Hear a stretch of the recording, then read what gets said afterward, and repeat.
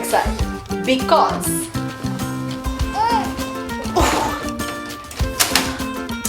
today I am going on my honeymoon. Bye!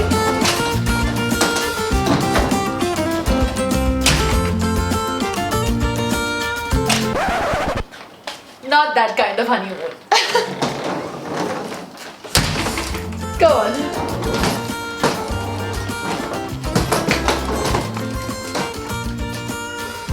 Welcome back to the Diabesties channel, Jazz over here, and today I'm going to be telling you a little bit about the honeymoon period or the honeymoon phase that people with type 1 diabetes may go through. Not that all a honeymoon.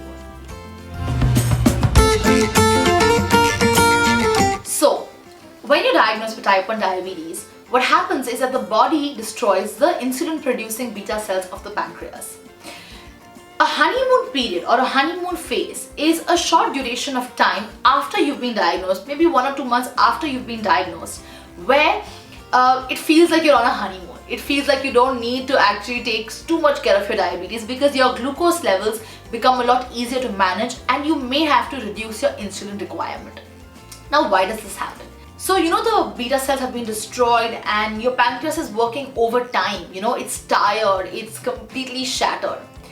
When you actually get diagnosed and when you start aiding it with external insulin, when you start taking injections or a pump or whatever, you take insulin from outside, the pancreas gets a little relief. So that relief, that rest period, so to say, it makes the pancreas after 2-3 months squeeze out the last few actual viable cells it is. So during this period of time that is called the honeymoon period, people with diabetes actually feel like, they don't have type 1 diabetes. And your insulin requirement can get drastically reduced.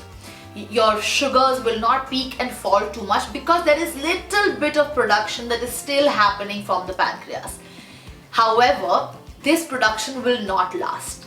It is just that last bit of insulin that is left that is just getting into the system, and then it shuts down forever, so to say. Now, during this time, people have asked me, can we completely stop taking insulin? This is a call that you have to discuss with your healthcare professional, with your endocrinologist or diabetologist, because if you don't take insulin at all, sometimes you may get into DKA. Certain people I do know have completely stopped taking insulin for that period of time because their body is producing that last amount for maybe a month or 2 months. Certain people continue maybe only, let's say, a basal insulin, only a long-acting insulin, and they don't have to bolus for their meals. That's what happened with me when I had my honeymoon period.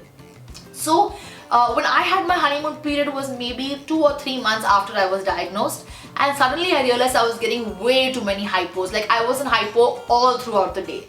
I was taking even a smallest dose, I would go into hypoglycemia. And that's when my doctor had told me that, you may be in your honeymoon period right now. So my honeymoon period only lasted for 3 or 4 days. And in those 3 or 4 days, I did not take any bolus. I only took my basal as per my doctor's instructions. And my sugars were very much in control, like a complete in range 80 to 120, 130 period. After 3 or 4 days, I was in high sugars all the time because my honeymoon period had ended. My pancreas, whatever little last few drops of insulin had to give me, it gave me, and then it shut down forever. And I was in very high sugars, and that's when we sort of figured out that my honeymoon period had ended. So I had to start taking my dosages again. Does the honeymoon period last forever? Unfortunately, no. How long does the honeymoon period last? It depends from person to person. Like I said, mine lasted for 3 or 4 days. I know people that have lasted for months, sometimes even years. Can you extend this honeymoon period? There is a lot of research being done all over the world, but there is no conclusive evidence that you can actually extend this period. So it's like your pancreas's last effort to just get rid of whatever it had, and then you go back to your normal type 1 diabetic life, which is your insulin injections and your monitoring. During the honeymoon period, you have to discuss with your doctor constantly. Do not take calls on your own because you're newly diagnosed. You don't know much about your condition. So make sure you're always in touch with your doctor so they can help you adjust your insulin dosages if required. If they have told you to completely stop insulin, I know a few people who have done that because their body was producing a fair amount of insulin for that period of time. So yes, that is why it is called the honeymoon phase, because it feels like you're on a honeymoon. It feels like, you can just relax, put your feet up, you don't have to worry too much. This happens after diagnosis. It does not happen after years of diagnosis. So remember that. It happens within, mostly 98% of the time, it happens within the first year, within the first 6 or 8 months of you being diagnosed. If maybe after many years you feel like your insulin has been, your sugars have been in control, it's very unlikely it's your honeymoon phase. It's more likely that your body is more sensitive to the insulin, you've been managing your dosage, and you've been living a healthy life. So that's all about the honeymoon phase, the honeymoon period, like people call it. If you have any questions, leave a comment down below. We'll be sure to get back to you. And yes, stay safe. Right now there's no way we can travel all over the world, but soon, very soon, hopefully after all this is over, coronavirus, we'll be able to travel the world and travel as a type 1 diabetic. Travel while taking your injections. So what, the pancreas is gone. We are still here, we are still happy, we are still healthy. So stay safe, guys. Make sure you're social distancing, make sure you're washing your hands, make sure you're wearing a mask, and I will see you in the next video.